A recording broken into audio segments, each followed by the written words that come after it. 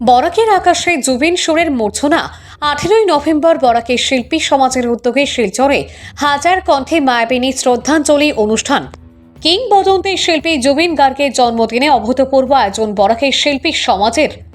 আবেগ ও উদ্দীপনায় ভাসছে সমগ্র বরাক উপত্যকা।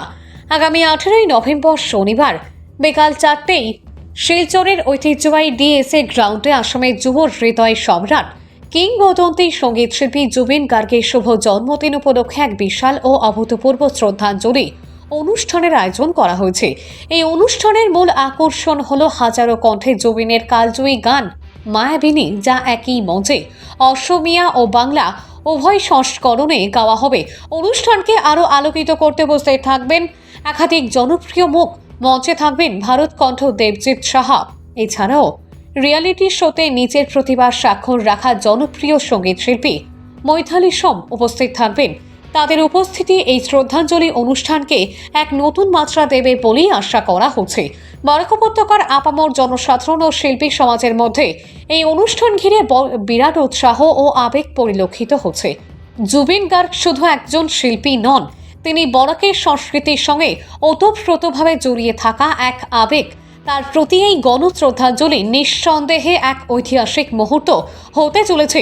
সামাজিক মাধ্যমে ইতিমধ্যেই এই অনুষ্ঠান নিয়ে সবাই ব্যাপক উৎসাহী, আর এই উৎসাহ এটাই প্রমাণ করে যে জুবিনের জনপ্রিয়তা বরাকের হৃদয়ে কতটা গভীর।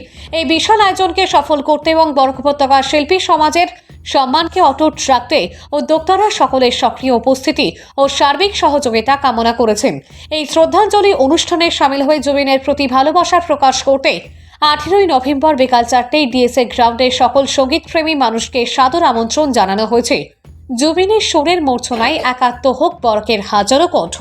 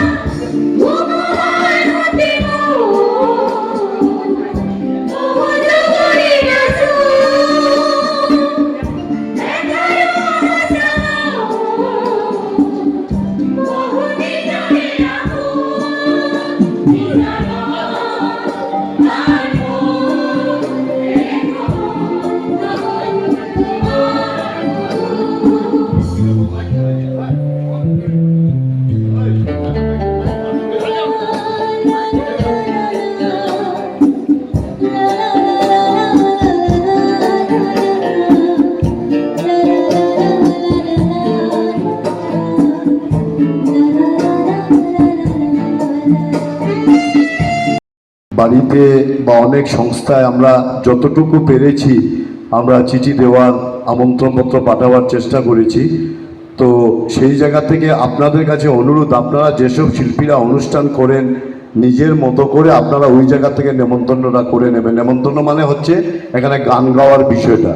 আমরা বারবার একটা কথা বলছি যে এখানে কোনো আলাদা বিষয় নেই যে আমাদেরকে ডাকেনি, আমরা আসতে পারিনি।